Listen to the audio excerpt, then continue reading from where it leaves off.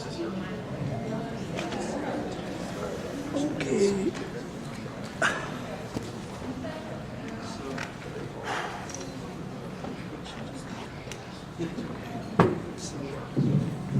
think everybody can hear me okay, yes?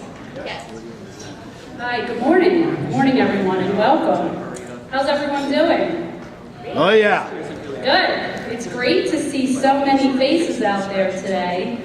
I learned last night at dinner that at this conference 2 years ago, there were about a third less people in the room. So we're really excited to have everyone here, and we appreciate everybody who traveled from near and far to come today.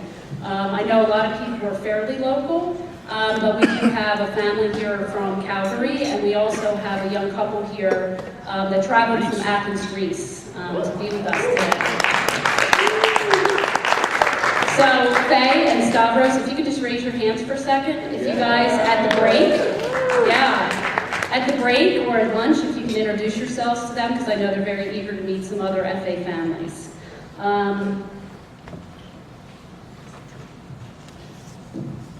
So for those of you who don't know me, my name is Katie Schultz, and I'm the Patient Engagement Director at FARA. And I'm pleased to have had the opportunity to put together this educational program today in partnership with Dr. Susan Perlman of UCLA. I know a lot of you know Dr. Perlman. She's your physician. She's a prominent neurologist at UCLA. And it's important to point out that UCLA is one of 10 academic institutions that make up the International FA Collaborative Clinical Research Network. That's obviously important not only to treating patients with FA, but also to contributing to the research that's necessary for finding meaningful treatments for this disease. This is really an exciting time in FA drug discovery and development. We have Reata Pharmaceuticals and Takeda, who are both recruiting FA patients for their phase 2 clinical trials. We also have companies like BioMarin, who's here today. And they have an active FA program that they're rapidly moving towards the clinic. And then there's gene therapy. There's been a lot of buzz about gene therapy, and there's a lot of very exciting research that's going on in that area. So we're going to spend a bit of time this afternoon providing you with an overview of what is gene therapy, some terminology about gene therapy, just to give you a good foundational understanding of it and what some of the benefits and challenges are going forward. And we're very fortunate to have Dr. Stephanie Cherokee here today. She is doing gene therapy and stem cell research in a different disease area called cystinosis. And she's going to talk to us about that a little bit and how that work may be translational to FA. So before we get started, I just wanted to cover a few housekeeping items. You guys already probably figured out, but the restrooms, if you go out these back doors and make a right, the ladies' room and the men's room are right there on the right. So if you get to the Hertz car rental station, you've gone too far. We're going to have a 15-minute break this morning. So if you can just try to get back in the room and get situated as quickly as possible, that would be great because we have a lot to cover today. And we're going to have lunch at 11:30, I believe, 11:30 to 12:30. I don't know exactly where it is. It may be just a grab and go, but I'll let you know when we get closer to that time. And then lastly, everybody should have a folder. It has the agenda for the day in it. But I wanted to direct your attention also to the FA Global Patient Registry flyer that's in there. For those of you who are not registered in the patient registry, I urge you to take a look at that information. We use the information in the registry to help our partners recruit for research studies and clinical trials.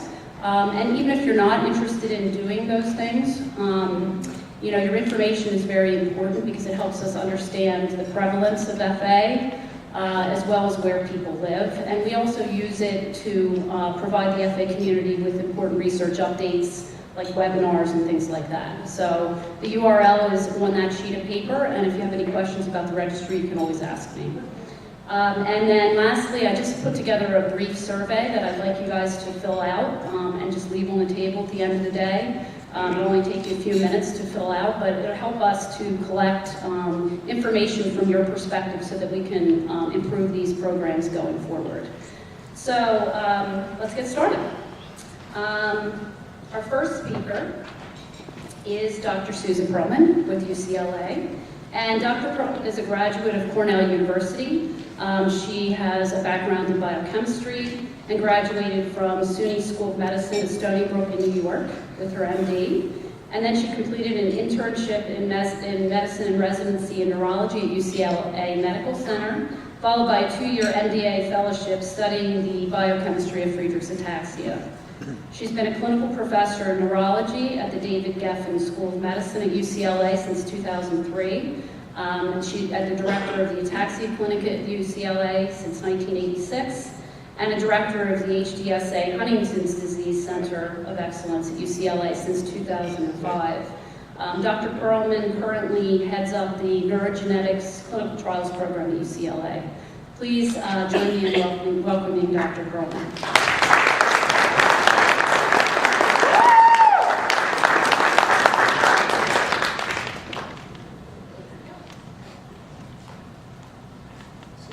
Let's see if I can manage all this technology here.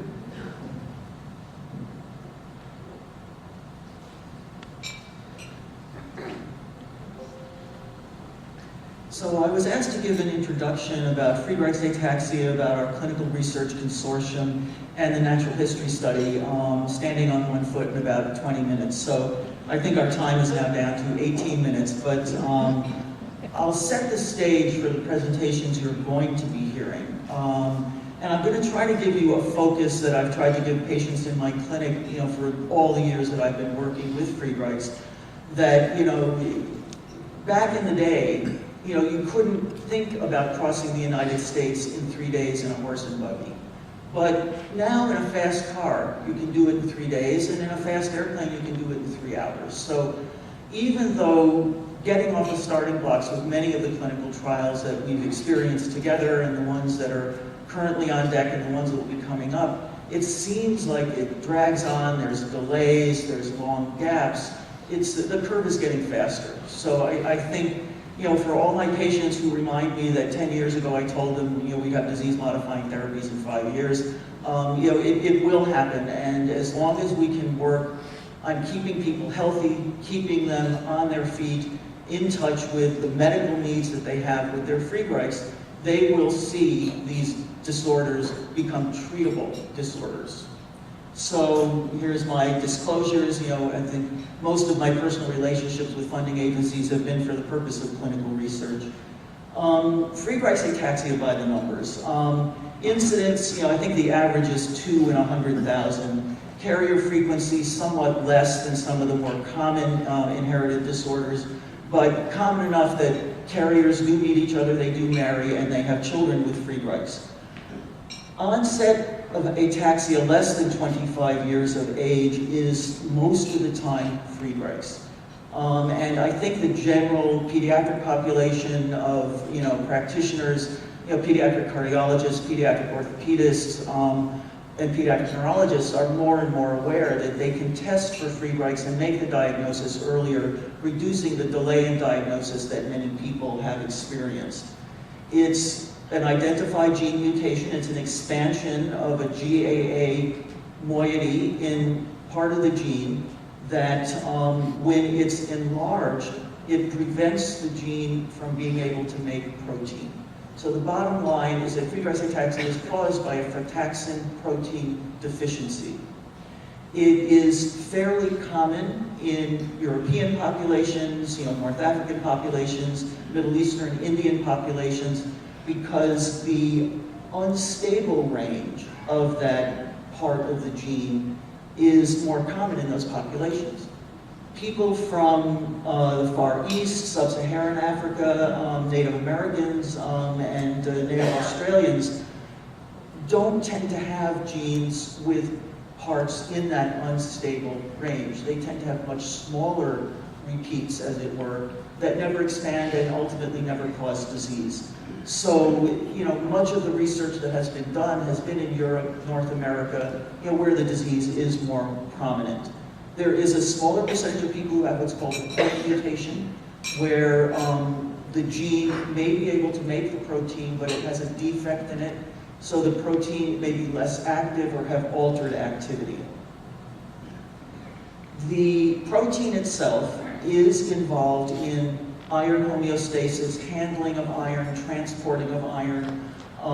It's very important for the functioning of the mitochondrion, where the iron sulfur clusters that are part of the mitochondrial energy factory can't be made without frataxin protein. So deficiency of frataxin protein, less iron sulfur clusters, decreased mitochondrial activity, decreased energy production, buildup of free radicals, the dominoes fall over, and you have nerve cells that are under stress. So it's really an internal energy crisis. The sites of involvement, we know it involves the brain, we know it causes ataxia, which is from the cerebellum. And here's the cerebellum of a youngster with Friedreich's. Looks pretty normal. It's the spinal cord that seems to be atrophied fairly early on. This is an MRI scan of the brain of an older person with Friedreich's, and here you can see there's been a little shrinkage of the cerebellum.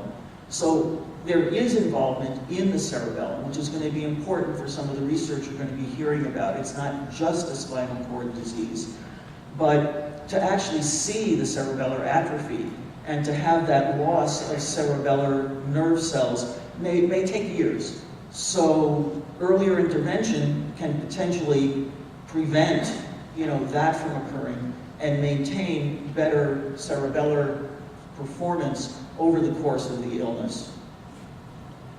These slides are going to be posted online, as will be the slides for all the other presentations, because there's going to be a lot of science, a lot of detail. And rather than try to go into it all now, I'm going to give you my overview, and you'll be able to go back and look at these slides later. The damage outside the nervous system, I think, is important. The ataxia is limiting. It causes disabilities. You have to change your lifestyle. The nervous system itself can set you up for leg spasms, cramps, pain-related issues. But it's the things that happen outside the nervous system that are more likely to lead to severe health problems that can be life-threatening. And most important is going to be the heart. A study done by Dr. Lynch and the rest of the consortium indicated that the most likely cause of progressive disability and death relates to the heart. So, the recommendations that were prevalent when I was first seeing people with Friedreich's, you follow the heart until you're in their 20s, once you're past 30, following the heart isn't going to give you any more information. But now we know that the heart continues to change over the life of the person. And even if you've gotten through your 20s and 30s without significant heart symptoms, the heart may still have altered performance later in life. And if you're monitored, if you have your annual cardiac visits, you can keep up with that and prevent severe complications. So, I think, any of the drugs and research that's going to develop into disease-modifying therapies that we're going to hear about today, we have to think, is it going to help the heart too? We want to help the nervous system, but bottom line, I think, we do need to address the heart problems as well.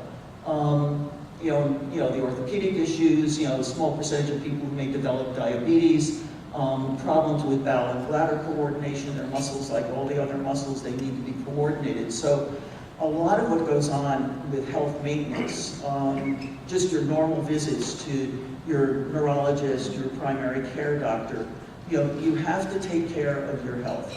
If you're having a symptom that's disturbing your sleep, deal with the symptoms so you can get the sleep that you need and improve your energy levels during the day. If pain is a problem and it's making you discouraged or depressed, pain is treatable. If you're having new fatigue, make sure it's not from your heart. Make sure you're not developing diabetes. Pretending that these things don't happen is not going to help you. You have to be proactive with your general health while we work on the neurologic research side to do what we can to really fight and beat back this disease. This is something I just learned. I mean, I must admit, when I got involved with Friedreich's many years ago as a biochemist, all the biochemical technology, grinding up cells and looking in spectrograms, trying to figure out what was missing or what wasn't there. I had 2 years of a very interesting fellowship and really discovered nothing that was going to help Friedreich's. We did kind of reinforced the idea that it was probably a problem with generating energy, that it was probably an internal energy crisis related to the other mitochondrial diseases. But until the advent of all the molecular genetic techniques that led to the discovery of the gene, we had no idea that it was based in a protein that was responsible for the framework of energy production within the mitochondria and how that would influence, how it influenced iron metabolism in other parts. And we just didn't have the technology to know that. It didn't exist when I was in medical school. But now we have these tools. And this was published by one of my colleagues, Dr. Cuppen from Albany, where I hail from. And apparently, the spinal cord atrophy that was so apparent on that MRI scan may be something that was present even in utero, even at birth, years before any symptoms of ataxia were present. That there's something about the frataxin protein deficiency that may alter the development of the spinal cord. We know that that's the first site of symptom development is in the spinal cord. But the development of it itself may be arrested. So it may start out at a deficit, which only increases over time, and then there's some thought that even in adults, there could be an inflammatory reaction going on in the spinal cord that can further worsen the symptoms of ataxia and the peripheral symptoms of numbness and weakness as well. So that as we hear about potentially disease-modifying therapies, there may be changes that won't be reversible. I think we all remember from 2 years ago the presentation of one of the groups from UCLA about their mouse model where they could turn the gene on, they could turn the gene off, they turned the gene off, the mice developed Friedreich's ataxia, all the features that you would see in a human. While some of the other mouse models really didn't develop features that looked like the human symptoms of Friedreich's. But we had a model that did that. Turn the gene off, Friedreich's ataxia. Turn the gene on, the mice totally recovered. So I'm often asked, when we have these gene therapies or similar disease-modifying therapies, are they going to put me back to normal? Some of it may not come back to normal. And I think until we really plunge into the true disease-modifying therapies that we're going to be hearing about, we won't know how good the recovery is going to be. But we have to stay hopeful. So, Natural History Study has been running since 2002 because of Farah and Dr. Lynch. We've collected a lot of information about what normally happens in Friedreich's. We've collected a lot of information about unusual things that may happen in Friedreich's. We've got a better sense about the influence of lifestyle, the type of supplements and medications people are taking. All of this is definitely leading to improved patient care. And on the FARA website, there is the clinical care guidelines document, which many doctors are now reading. They go to the FARA website to learn more about Friedreich's, and they find this amazing document put together by the group of FARA clinical researchers that explains everything. It explains the neurology, the importance of rehab, the importance of monitoring the heart, the diabetes, and some of the less common features as well. So it's a good place to send your primary care doctor or your own private neurologist to find out more. The FDA recognizes the importance of natural history studies, because if we don't know how a disease normally behaves, then how can we design a clinical trial that's going to show change? And most recently, we have added some things to our annual neurologic exam and the other things, the questionnaires that we do, to look at developing better biomarkers that will be earlier indicators of change in a person's health, in the progression of the Friedreich's, so that we could potentially design a clinical trial that may have to run 2 years, but within the first 6 months, by using biomarkers, we may be able to see whether it's really going to pan out or not, and we won't waste, as it were, 2 years figuring out that the trial didn't work. So this is a summary of the natural history data from the North American Consortium, which also includes our partners in Australia and Canada. The solid line is the average of everybody who was followed, and this was over 5 years. And you can see that on average, every couple of years you'll worsen by 2 to 3 points, 3 to 4 points. The younger patients who enrolled in the natural history study, earlier in the disease, tended to worsen within a year by 4 points on that scale. The older patients, either because they had late onset or because they had had the disease for many years, tend to worsen at a slower rate. It's almost like they had reached a plateau and weren't really getting worse as quickly. Our European cohorts use a different scale, a different rating scale, and they separated out the typical onset Friedreich's from the late onset people. And here, at least over the 2 years that they followed people, and this doesn't take into account how many years they've had symptoms, they seem to progress at about the same rate on this particular scale. It's just that the people with late onset have milder symptoms, represented by this lower number there. So, we have two great big consortia that are gathering the information we need to design clinical trials that will not be disappointments. We can intervene at multiple levels. This is where we started out with antioxidants, free radical scavengers. We're now working with a couple of drugs, the retrotope agent and the Reata agent, that seem to treat the mitochondrion. We're looking at epigenetic treatments that can make the mutated gene produce protein anyway. And then we've got some targeted frataxin protein replacement. You've got diabetes, you take insulin, you've got Friedreich's, you take frataxin, and then the gene replacement therapies. This is the pipeline, which Jen Farmer is going to talk about in more detail, kind of clue us into where we are with the pipeline, what's fallen off the pipeline, and what things are rapidly improving in the pipeline. These are the clinical research sites. And I want you to notice, a lot of well-known sites over here, and then UCLA is over here. I used to say we were the only clinical research site for Friedreich's west of the Mississippi, but you kind of have to count Iowa. They're sort of west of Mississippi. But there's still this big area where people do not have convenient access to a clinical research site, whether it's for the natural history study or for drug trials. So, it would be good to think that we could find more appropriate academic sites in the tornado belt, in the Pacific Northwest, that could make it easier for people to get to places. Because I know we are seeing people from this whole region. They will come to us. It's a huge burden in time and money. These are people who are working, their parents are working, they're in college. It's a big sacrifice to make. And we're very grateful for everybody that comes to us, but we'd like to make it easier for everyone. So, look at yourself when you're being presented with an opportunity. Is it good science? Is it potentially dangerous? Is it being conducted ethically? Or are they asking me to pay $20,000 to go to China for stem cells? Not an ethical approach. Can I afford the time and money that it may cost me? Is there any potential benefit for me? If you end up on placebo for a year, you may not benefit, but you'll benefit the community, which is, pretty selfless. Is it something I could do on my own? Why do I have to participate in a clinical trial of acetylcarnitine when I can just get it from the pharmacy or get it online? And then there are always issues in the study design. And I have people who have participated in every study that has come along.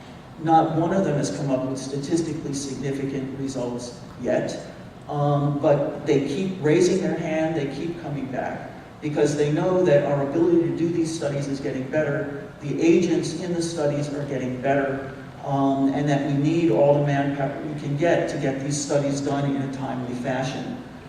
So if you end up on a placebo for a period of time, often there's going to be a compassionate open extension that you'll be able to try out the real drug.